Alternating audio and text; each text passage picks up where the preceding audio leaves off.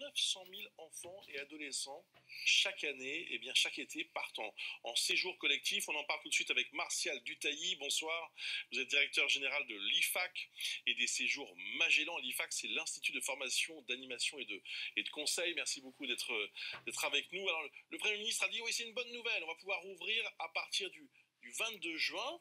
Bon, le problème, c'est que c'est pas aussi simple, hein, et que rouvrir les colonies de vacances, accueillir des enfants et des ados, ça demande des précautions, des mesures particulières.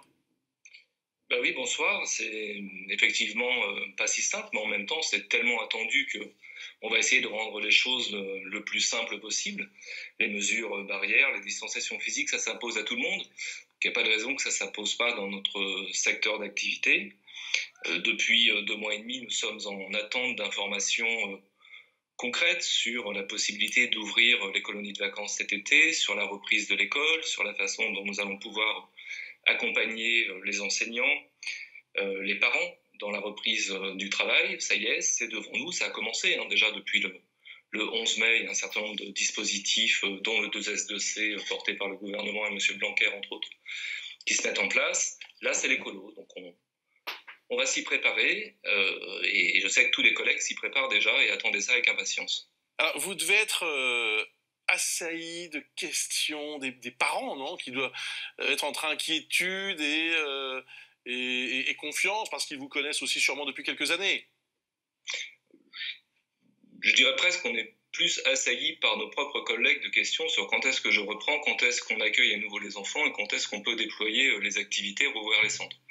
Chez les parents, il y avait beaucoup d'inquiétudes, pas tant de questions que ça finalement. Il y a eu des annulations en cascade depuis début avril. Tous les séjours à l'étranger sont annulés.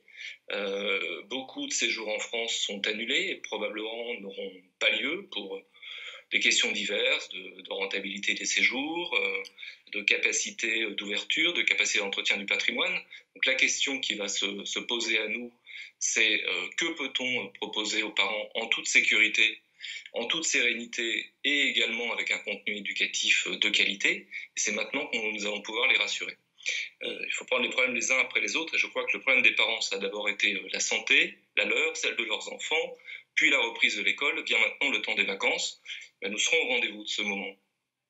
Est-ce que vous avez le sentiment que les colonies, les centres ne seront pas épargnés par cette crise? Vous aussi, vous allez devoir peut-être fermer certains centres?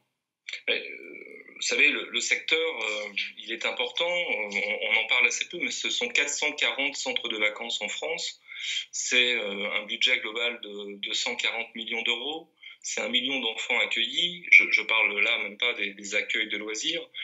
Pour notre association, l'IFAC, ou pour Magellan, nous avons mis plus de 2000 personnes en activité partielle. 90% de nos activités ont été arrêtées depuis le 13 mars.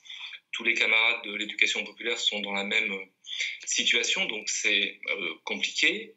Et nous n'avons, pour l'instant, guère de certitude sur la façon dont les familles vont consommer les vacances cet été, en juin, et ensuite à partir de la rentrée. Donc oui, il risque d'y avoir de la casse sociale.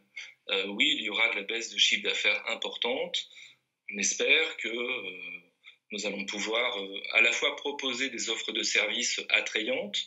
Le gouvernement a pris un certain nombre de mesures qui vont aider le secteur. D'autres sont à prendre. Ensuite, on se retrousse les manches. Je crois que c'est le cas de tout le monde.